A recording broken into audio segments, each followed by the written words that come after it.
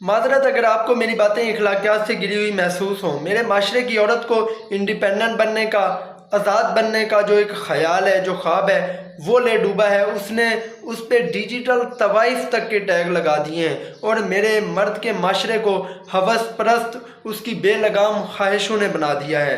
क्योंकि जब मेरे माशरे की औरत मर्द की जिम्मेदारी मर्द पे नहीं छोड़ेगी, अपने आप को आज़ाद बनाने के चक्कर में माशरे से निकलेगी, बेनकाब निकलेगी, तो फिर उसके साथ सब होगा।